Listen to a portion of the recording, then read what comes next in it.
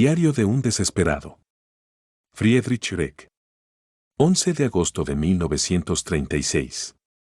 Converso con Frankenberg, con quien me encuentro en Múnich, acerca de Rom. Como no podía ser de otra manera tratándose de un viejo soldado, Rom recibió la muerte con valentía y firmeza en sus planteamientos, después de haberse quejado a conciencia del asqueroso café de la prisión, sea como fuere, la versión difundida por Goebbels y sus cómplices, según la cual se escondió debajo de la cama cuando sus verdugos fueron a buscarlo, es una de las peores canalladas concebidas en la cocina de las brujas de ese ministerio de propaganda, un cobarde insulto a un muerto, por él, que tarde o temprano suele pagar el calumniador. Por otra parte, he oído decir que el joven Spreti dio vivas a Hitler en el momento de morir. En cuanto al crítico musical Schmidt, que seguro ha muerto por error, por una desdichada confusión con un tocayo, parecen haber procedido echando mano de la guía telefónica, muy ilustrativa en lo que a ese apellido se refiere, y yendo, a lo seguro, han mandado al otro mundo a un buen número de Schmidts antes de dar con el correcto.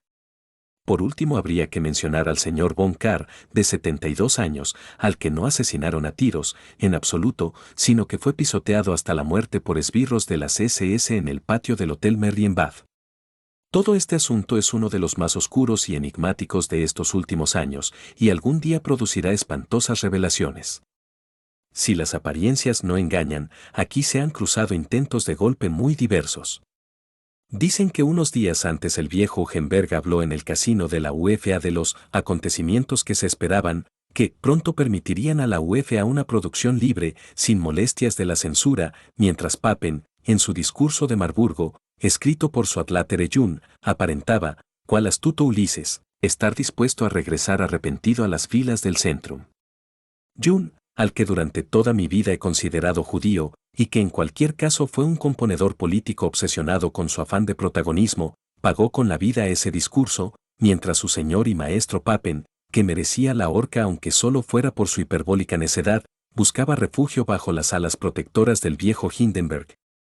Yo por mi parte espero que él, por el momento ocupado socavando Austria y empleado en todos aquellos lugares en los que la política se convierte en pequeña intriga y en aquello que Bismarck llamaba el trabajo sucio diario, yo por mi parte espero que él no escape a su destino.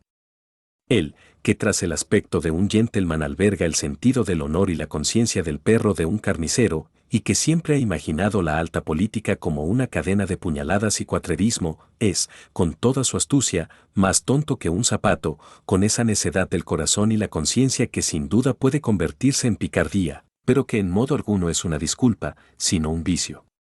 Volvamos, no obstante, al asunto Rom. Parece que en su asalto a Pachahui el gran Manitou ejerció personalísimamente el cargo de verdugo de algunos de sus adversarios.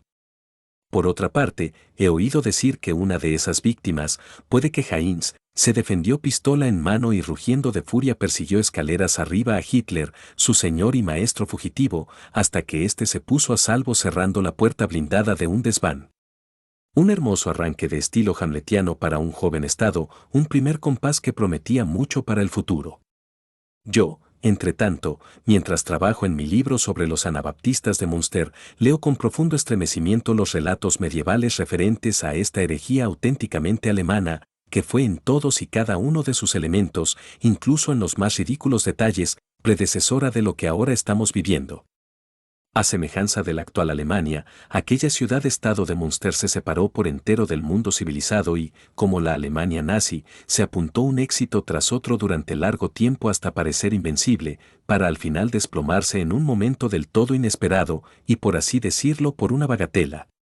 Como ahora, también entonces el gran profeta era un engendro, un bastardo concebido en el arroyo de la calle, como ahora, toda resistencia se rinde ante él, de forma incomprensible para un mundo asombrado, como ahora, hace poco, en Berchtesgaden, mujeres extasiadas tragaron los guijarros que acababa de pisar nuestro capitán de contrabandistas.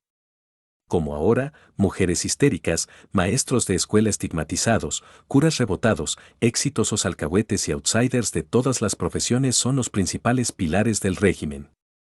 Las similitudes se acumulan de tal modo que he tenido que reprimirlas para no arriesgar aún más la razón. Como en Münster, ahora una fina túnica de ideología envuelve un núcleo de lascivia, codicia, sadismo y abismales deseos de ser alguien, y quien dude de la nueva doctrina u ose criticarla va a parar a manos del verdugo. Del mismo modo que el señor Hitler en el golpe de Roma actuó ese Bokelson en Münster, de verdugo del Estado, como ahora, la legislación espartana a la que sometió la vida de la misera plebs no regía, por supuesto, ni para él ni para su banda de gánsteres. Como ahora, también Bokelson se rodeó de sus matones, invulnerable a todo atentado, como ahora, hubo manifestaciones callejeras y donaciones voluntarias, cuyo rechazo se castigó con la proscripción, como ahora, se narcotizó a la masa con fiestas populares y se erigieron construcciones inútiles para que el hombre de la calle no tuviera un instante de reflexión. Igual que la Alemania nazi, Münster también envió sus quintas columnas y sus profetas a socavar los estados circundantes, y que el ministro de propaganda de Münster, Thyssen-Nur, fuera cojo, igual que su gran colega Goebbels, es una broma que la historia universal gastó con 400 años de antelación, un hecho que yo, familiarizado con la sed de venganza de nuestro embustero del Reich, he ocultado prudentemente en mi libro. Sobre los cimientos de la mentira, en el punto de inflexión entre el gótico y la edad moderna, se alza durante un corto periodo un listado de bandidos que amenaza a todo el mundo antiguo, incluidos el emperador, los estamentos y todos los viejos vínculos, y que en el fondo no tiene más objetivo que saciar el ansia de poder de unos cuantos bandoleros. Aquello que a nosotros nos falta para compartir el destino de los habitantes de Münster en 1534, tener que comerse sus propios excrementos en la ciudad sitiada, y finalmente incluso a sus propios hijos, puestos por anticipado en salmuera, aún podría caer sobre nosotros, lo mismo que un día el inevitable fin de Bokelson y Nipperdolling caerá sobre Hitler y sus secuaces. Me inclino, consternado, ante estos legajos de hace 400 años, sobrecogido por la sospecha de que esta similitud no se debe en modo alguno al azar, sino que podría estar condicionada por la escalofriante periodicidad con que se produce el drenaje de los abscesos espirituales. Porque, ¿qué sabemos de los subterráneos pozos y bóvedas que se pierden en lo desconocido bajo el edificio de la vida de un gran pueblo, de aquellas catacumbas en las que desde hace generaciones yacen enterrados nuestros turbios deseos, nuestras pesadillas y obsesiones, nuestros vicios y nuestros olvidados y nunca espiados pecados mortales? En épocas más lúcidas recorren nuestros sueños como élficos espectros, se aparecen al artista como visiones satánicas, en nuestras catedrales, las gárgolas góticas muestran al aire sus obscenas posaderas, y por los retablos sagrados del maestro Grunewald cruzan, con rostros aguileños y extremidades en forma de garras, los símbolos de todos los vicios y de los flageladores que, para hacer cumplir la ley, fustigaron al Salvador. Es digno de ver que, en el automatismo de ese cumplimiento de la ley, casi inspiran compasión al espectador.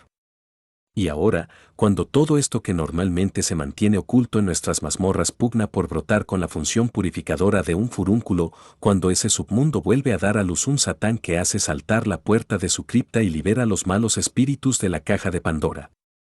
No fue exactamente así en la tan conservadora Münster, antes y después, y no se explica, entonces como ahora, el enigmático hecho de que todo esto ocurriera sin resistencia de los buenos, de un pueblo en sí mismo decente, sobrio y trabajador, por el estremecedor e imprevisible giro cósmico que, desde la primera hora de este régimen hitleriano, arruina el clima con manchas solares y las cosechas con un verano en el que llueve sin cesar, que cubre la vieja tierra con insectos desconocidos y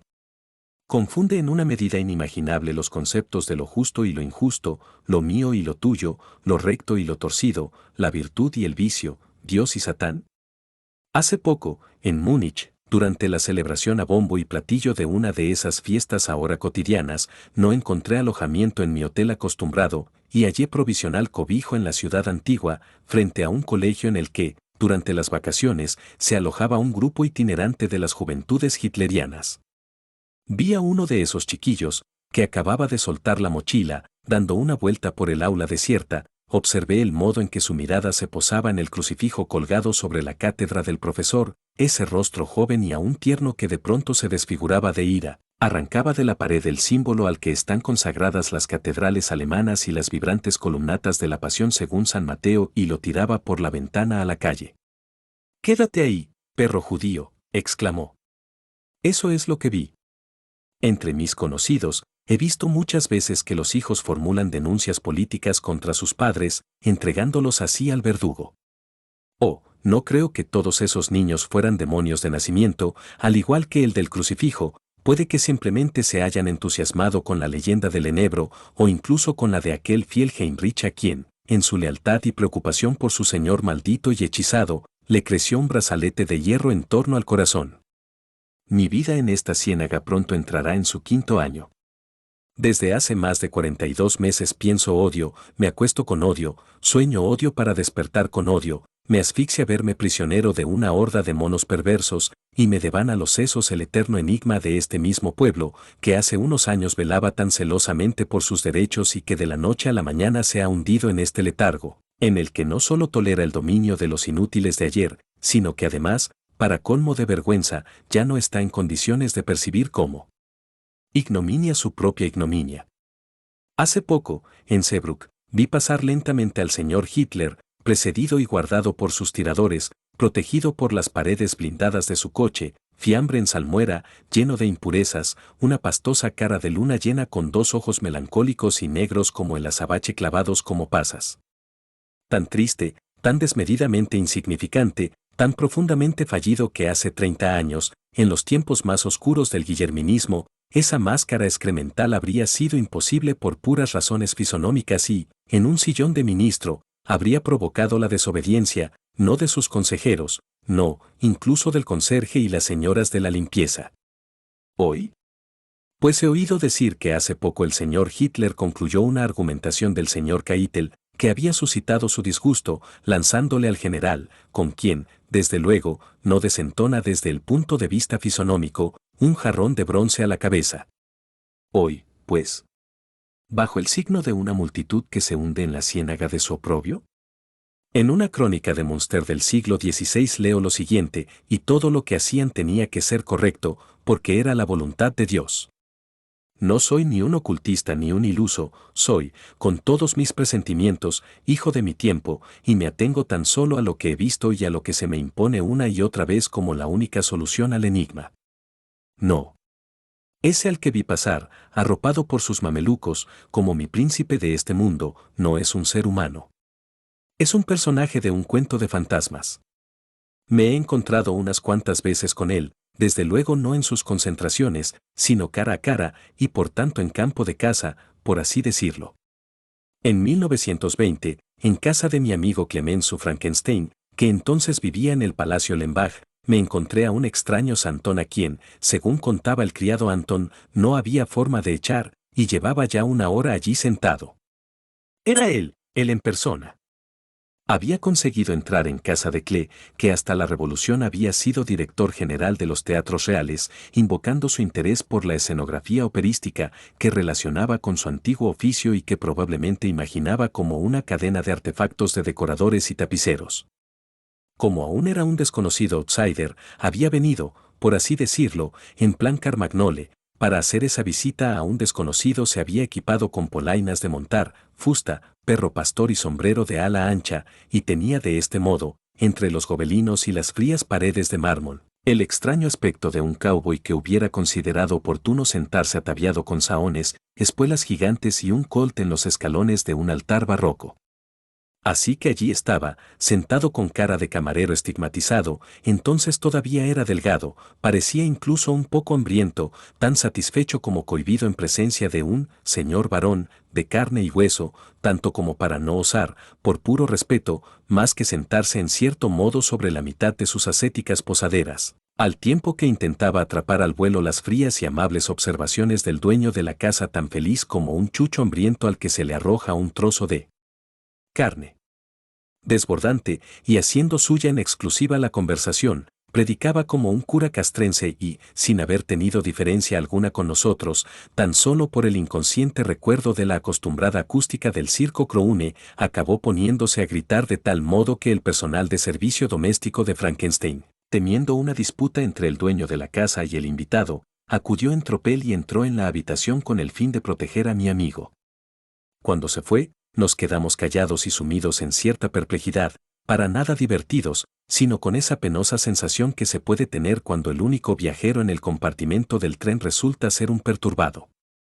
Estuvimos sentados largo rato sin que la conversación acabara de arrancar. Por fin, Klee se incorporó, abrió una de las gigantescas ventanas y dejó entrar el aire primaveral, el cálido viento del sur. No pretendo decir que aquel turbio invitado hubiera descuidado su aseo hasta el punto de echarnos a perder la atmósfera, como dicen en Baviera. No obstante, después de unos segundos nos libramos de nuestra agobiante sensación. En el cuarto no había estado un cuerpo sucio, pero sí el hediondo espíritu de un monstruo. Quiso el azar que yo, que por aquel entonces utilizaba el picadero de los cuarteles muniqueses y tomaba un tentempié de vez en cuando en la cervecería Lowenbrau, me encontrara por segunda vez con el hombre en cuestión. Aquí, donde no estaba atormentado por la sensación de que podían echarlo a la calle en cualquier momento, no se fustigaba las desdichadas polainas con aquella trágica fusta, como había hecho en casa de Frankenstein, y a primera vista esa convulsa inseguridad parecía haber desaparecido. Con mayor razón se puso a predicar y derramó sobre mí, que tras la agotadora cabalgada tenía el apetito de un mastodonte y una gran necesidad de calma, el entero océano de cómplices banalidades políticas que llenan su conocido libro. Por razones comprensibles, ahorro los detalles a aquel que un día lea estas líneas. Fue una sesión de aquel maquiavelismo mediocre con el que imaginaba la futura política de Alemania, como una cadena de robos políticos con fuerza, aunque también habló sobre la actividad del estadista, entendida como una cadena de malversaciones, falsedades documentales y violaciones contractuales que habrían de darle fama de tipo fabuloso, de Gengis Khan político, entre todos los maestros de escuela, directivos supernumerarios, mecanógrafas, en pocas palabras, entre todos aquellos que, mientras tanto irían convirtiéndose en los verdaderos pilares de su régimen. Con ese aceitoso mechón de pelo que se le desliza hacia la cara durante tales prédicas, recuerda a un seductor fulero que antes de hacerlo cuenta de qué manera piensa llevarse al huerto a unas cocineras hambrientas de amor. La impresión que me dejó de desenfrenada estupidez, esa estupidez que comparte con su mameluco de cámara Papen, simpleza que confunde la condición de estadista con la estafa en una compra de caballos, no fue la última ni la decisiva. Porque cada vez me sorprendía más que, al despedirse, cuando yo le tendía la mano, ese Maquiavelo que predicaba entre salchichas de cerdo y patas de ternera me hiciera la reverencia de un camarero que recibe una mísera propina, ¿acaso en aquella famosa imagen de Potsdam en que el viejo Hindenburg le tendió la mano no da esa misma impresión, la de un camarero que recibe una propina? Lo vi después ante el tribunal, cuando su nombre ya había superado el ámbito del oasis político muniqués y tenía que responder por no sé qué altercado producido en una reunión, y también en Berlín, cuando, ya como hombre famoso, entraba en el vestíbulo de su hotel. En el primer caso, su mirada esperaba, como la de un perro apaleado, una palabra amable de aquel insignificante y subordinado juez de instrucción que llevaba el caso. En el otro, se acercaba al portero del hotel con la espalda encorvada, como un hombre que trata de colarse en la recepción y espera que lo echen. A pesar de su meteórica carrera, en ese diagnóstico de hace ahora 2 décadas no ha cambiado absolutamente nada. Se mantiene, aún hoy, basado en el reconocimiento de que él, carente de todo amor propio natural y de todo contento consigo mismo, en el fondo se odia, y de que su hiperactividad política, su desmedida ansia de ser alguien, su vanidad, que ya hay que calificar de apocalíptica, surge únicamente del deseo de acallar todos sus dolorosos reconocimientos, el reconocimiento de ser un aborto hecho a base de basura y estiércol. Pueden añadirse unas cuantas cosas.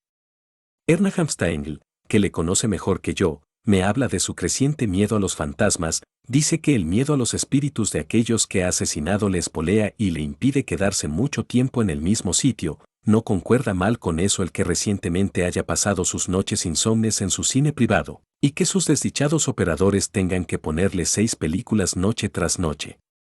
Todo eso puede ser. No hace más que afianzar mi diagnóstico. Ni siquiera creo que este hombre tenga una predisposición innata especialmente amoral. Calificarlo de gran criminal sería demasiado honor para él. Si un gobierno alemán hubiera satisfecho a tiempo su desmedida vanidad montándole un estudio gigantesco y pagando a la prensa para que lo celebrara como el mayor pintor de todos los tiempos, creo que habría ido a parar a una vía muerta carente de todo peligro, y jamás se le habría pasado por la cabeza pegar fuego al mundo.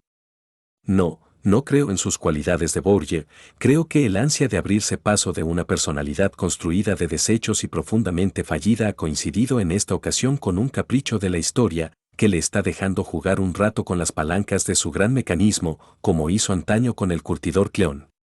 Creo que todo esto coincide con un acceso febril de este pueblo. Sí, Creo que este miserable demonio, escapado de un infierno de excrementos digno de Strindberg, ha coincidido, como antaño aquel Bo Kelson, con un momento de drenaje de abscesos, ha surgido como la encarnación de todos los turbios deseos de las masas, normalmente bien reprimidos. O, en verdad igual que su predecesor de Münster, como el personaje de una historia alemana de fantasmas. Volví a verlo de cerca una vez más. Fue en aquel otoño de 1932, cargado de presagios, en el que Alemania empezó a tener fiebre. Friedrich von Mucke y yo estábamos cenando en la Estirie Bavaria de Múnich cuando él, por otra parte solo, sin su guardia de corps habitual, entró en el local y tomó asiento en la mesa de al lado.